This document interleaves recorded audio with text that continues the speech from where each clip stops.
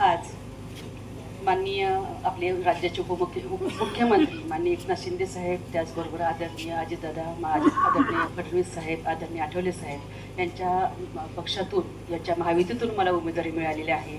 आणि आज आपण सर्वजण प्रचारासाठी उपस्थित राहिलेलो आहोत.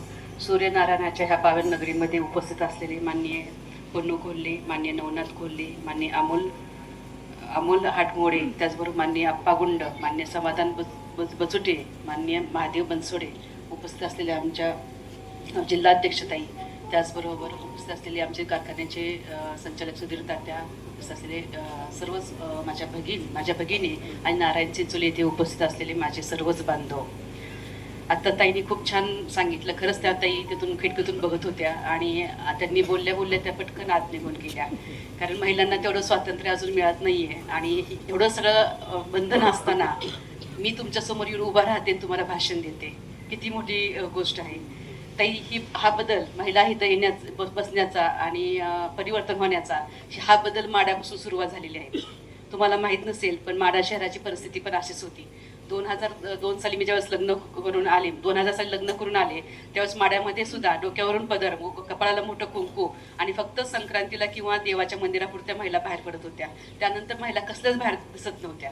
पण ज्यावेळेस मी माझ्या मंडळाच्या माध्यमातून माझ्या घरच्या कुटुंबाच्या सपोर्टमधून काम करायला सुरू केले आणि स्वतःच्या कामाच्या जोरावर नगराध्यक्ष म्हणून विराजमान झाले, इलेक्शन लढवलं, त्यावेळेस आमच्या सभेला आज आम्ही माड्यामध्ये कुठे जरी गेलो, कुठल्या जरी कार्यक्रमाला गेलो तर स्टेजवर बसणाऱ्या महिलांची संख्या जास्त असते. पुरुष मंडळींना समोर बसावं लागतं. ही महिला सक्षमता आणि हे स्वप्न सर्व समाज सुधारकांनी पाहिलेलं आहे. ज्यांना वाटतं समाजामध्ये परिवर्तन व्हावं, आपला समाज चांगला सुधारित व्हावा, त्यांनी महिलांना पुढे आणलेलं आहे. ही भूमिका घेऊनच आमचं साठे कुटुंब पुढे आलेलं आहे. आमच्या बाबांनी असेल, माननीय दादासाहेबांनी असेल, त्यांनी ह्या भूमिकेतूनच मला पुढे आणलेले आहे. एक स्त्री शिकली म्हणजे कुटुंब सुधारेल आणि कुटुंब सुधारेल म्हणजे समाज सुधारेल, हे जे महात्मा फुलेंनी म्हणलेलं होतं आणि त्याची खरी वेळ आता आलेली आहे. समाज सुधारायचा असेल तर एक सुशिक्षित स्त्री समाजामध्ये आली पाहिजे, राजकारणामध्ये आली पाहिजे. आज 50% स्थानिक स्वराज्यामध्ये आरक्षण आहे, पण आरक्षण आहे ते फक्त सहीपुरतं आहे. आपल्या प्रत्येक भागातल्या, आता नारायण चिंचोलीतल्या पण काही सदस्य ग्रामपंचायत सदस्य असतात, पण त्यांना ग्रामपंचायत पण माहीत नसेल. असं न होता माडा शहरामध्ये तुम्ही या, माडा नगरपंचायतचा कारभार पहा. आज 80% महिला आमच्या नगरसेविका आहेत. 17च्या बॉडीमध्ये 12 महिला सदस्य नगरसेविका आहेत. फक्त नावापुरत्या नाही येत, तर प्रत्यक्षात त्या येत आहेत, स्वतःचा कारभार स्वतः बघतायत, आपल्या वार्डच्या समस्या मांडतायत, मिटिंग अटेंड करतायत, कलेक्टर ऑफिस पर्यंत येत आहेत, आंदोलन करतायत आणि आपल्या स्वतंत्र भूमिका मांडतायत. आपल्या प्रत्येक नागरिकांचे प्रश्न त्या मांडतायत आणि गावचा कारभार करतायत. आज 10 वर्ष झालं माड्यामध्ये, 7 वर्ष झालं माड्यामध्ये महिला राज म्हणून ओळखलं जात आहे. आणि हेच महिला राज मला पूर्ण माडा तालुक्यामध्ये, माडा मतदारसंघामध्ये आणायचे. कारण ज्यावेळेस महिला पुढे येते, काम करायला लागते, त्यावेळेस समाजाचं परिवर्तन निश्चित होते. आज माडा शहराचा जो विकास तुम्हाला सांगितला जातोय, मी मध्यंतरी पण जनसंवादला गावभेट दौऱ्यातून आले होते, त्यावेळेस बरेचसे लोक त्या ठिकाणी मला भेटले नाहीयेत, पण त्यांना एकच सांगितलं की माडा नगरपंचायतने माडा शहराचा विकास गेले 7 वर्षामध्ये खूप वेगळा केलेला आहे. माडा शहराला पाण्यासाठी टँकरनी पाणी पुरवठा होत होता, पण ज्यावेळेस महिलांच्या हातात सत्ता आली त्यावेळेस टँकर मुक्त माडा केलं, रस्ते केलेत, गटारी केलेत, वाड्या वस्त्यावर जाणारे रस्ते केलेत, लाईटच्या व्यवस्था वाड्या वस्त्यावर जाण्यावर केलेत, स्मशानभूमी डेव्हलपमेंट केलेत, आम्ही मंदिर सुशोभीकरण केलेलं आहे आणि हे सर्व महिलांनी केलेलं आहे आणि महिलांनी करून घेतलं.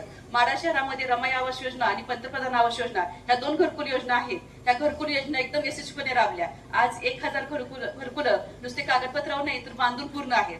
आता ह्यांचं संपूर्ण श्रेय त्या महिलांना जातं. कारण महिलांनी, मी तिथं असल्यामुळे स्वतः ऑफिसमध्ये येणे, आज माड्यातील नगरपंचायत मधील गावातील वाड्या वस्त्यावरतील प्रत्येक महिला नगरपंचायत ऑफिस माहित आहे. कारण सकाळी 9 वाजल्यापासून सकाळ संध्याकाळी 6-7 वाजेपर्यंत जोपर्यंत महिला येतात तोपर्यंत मी ऑफिसमध्ये बसून काम करून घेते, काम करतो आणि त्याने महिला माझ्याकडून काम करून घेतात.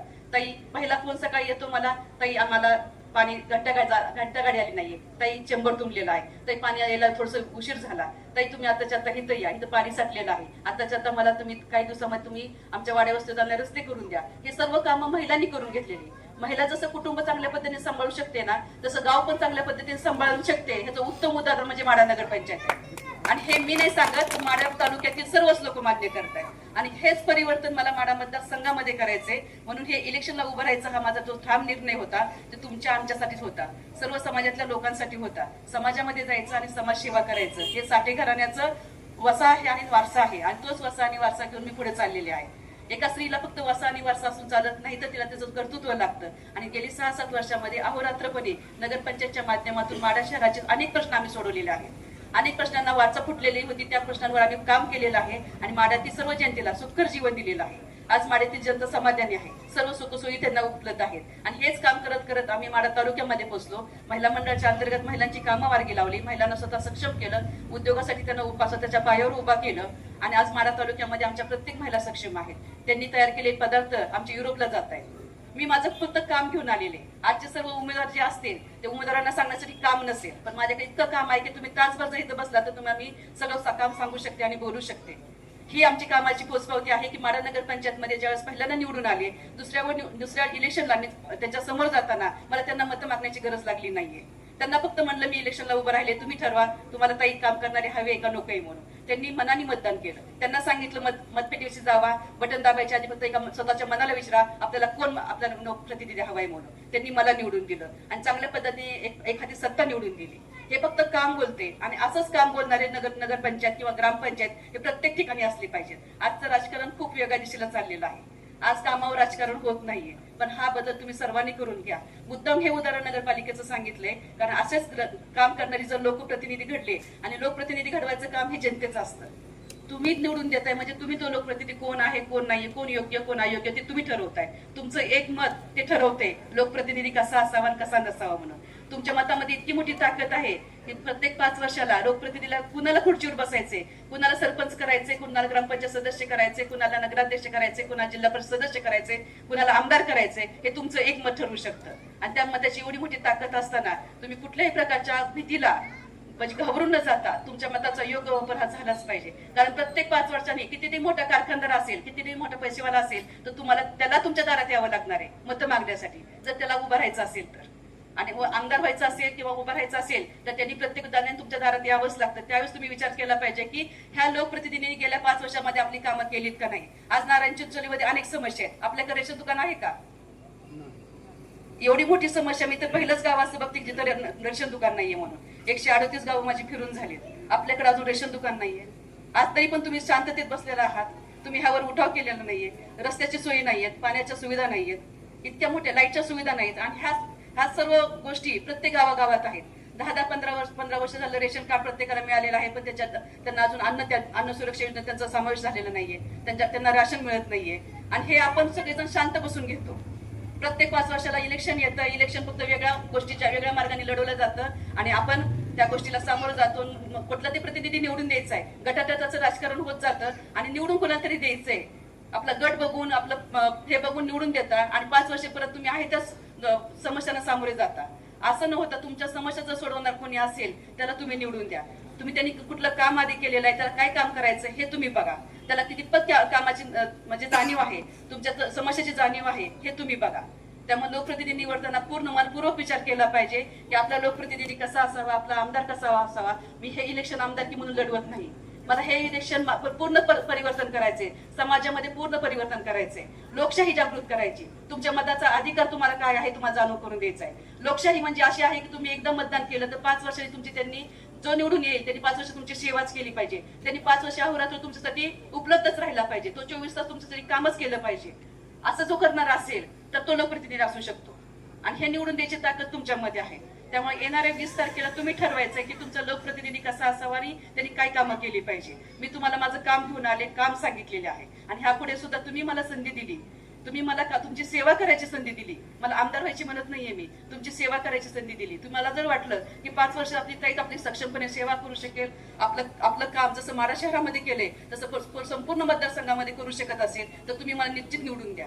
आज आपण पाहतोय इलेक्शन कुठल्या वेगळ्याच वळणावर चाललेलं आहे. आज माझ्यापुढे 2 उमेदवार आहेत. आजपर्यंत माढा मतदारसंघामध्ये असं कधीच घडलं नाही की महिला उमेदवार उभा राहिली आणि ते तुमच्या पुढे येऊन मतं मागते म्हणून. हा पहिला इतिहास आहे, इतिहास घडणार आहे. एक महिला उमेदवार म्हणून पुढे तुमच्या आलेली आहे कारण तिला परिवर्तन करायचे, तिने काम केलेलं आहे आणि कामच करायचे आणि कामाच्या अपेक्षेने ती मानते की आपल्यामध्ये आपल्या बांधवांना आमच्या भगिनींना तर प्रचंड अडचणी आहेत आणि महायुतीने त्या अडचणी जाणल्यात.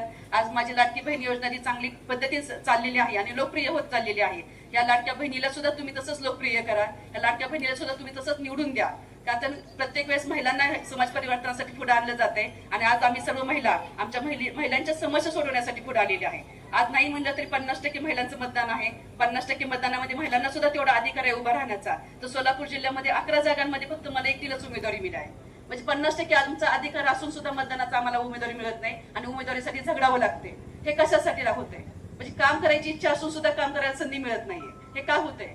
ह्याचा विचार जनतेने केला पाहिजे. आज प्रत्येक जण येईल, काहीतरी गोष्टीचा आमिष दाखवेल, तुम्हाला काहीतरी सांगेल, आश्वासन देईल, पण हे न करता त्यांनी आजपर्यंत काय केलं? गेली 15 वर्ष तुम्ही संधी दिलेली आहे. असं नाहीये की तुम्ही संधीच दिली नाहीये. मी तुम्हाला पहिल्यांदा संधी मागते. आज तुम्ही एकदा मला संधी देऊन बघा. पुढच्या 5 वर्षानंतर परत तुम्हाला तुमच्या समोर यायचंच आहे. मी जर नाही काम केलं तर तुमचा निर्णय तुम्ही घेऊ शकता.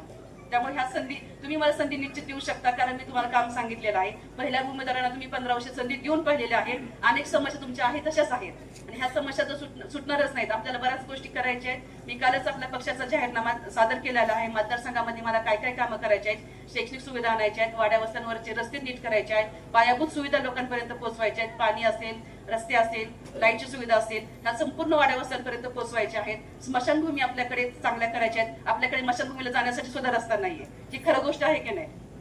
म्हणजे मला माहिती आहे, कारण मी गेली 3 ते 4 महिने पूर्ण मतदारसंघाचा अभ्यास केलाय. मी काल उमेदवारी अर्ज भरलाय ना, तुमच्या समोर नाही आले. मी 4 महिने झाल्या पूर्ण तयारी केली की मला हे इलेक्शन लढवायचे, लोकांच्या समस्या समजून घ्यायच्या, त्या समस्या मला अभ्यास करायचा आहे, जेणेकरून पुढच्या 5 वर्षामध्ये मला जर ह्या समस्यावर काम करता येऊ शकत असेल तर आपण इलेक्शन लढूया. याची पूर्ण तयारी करून मी इलेक्शन मध्ये उतरले आहे. त्यामुळे तुमच्या ज्या काही समस्या आहेत त्या आजपासून तुम्ही माझ्या समस्या म्हणून मला द्या. तुमच्या सर्व समस्या मी माझ्या समस्या म्हणून समजते. जसं माडा माझं शहर, माझं घर मी म्हणत होते, तसं माडा मतदारसंघ सुद्धा माझे कुटुंब आणि कुटुंबातील प्रत्येक सदस्य हे माझे बंधू असतील आणि माझे सर्व भगिनी असतील, असं म्हणून कुटुंबाचे माझे प्रत्येक सदस्य माझे असतील आणि त्यांच्या सर्व अडचणी माझ्या असतील, अशा भूमिकेतून तुमच्यापर्यंत आलेले आहे. मला काम करायचंय, आजपर्यंत काम केलेलं आहे. 24 तास एक महिलेला कुटुंब सोडून समाजासाठी एवढं वेळ देणं शक्य नसतं. महिला राजकारणात नसल्याचं एकमेव कारण तेच आहे की ते कुटुंबाला प्राधान्य देतात. आज माझं प्राधान्य तुम्ही सर्वजण आहात, कारण तुम्ही सर्वजण माझं कुटुंब आहात. त्यामुळे मला काम करायची संधी जर तुम्ही दिली तर निश्चित 5 वर्ष तुम्हाला काम आहे ते कामच करून दाखवेल.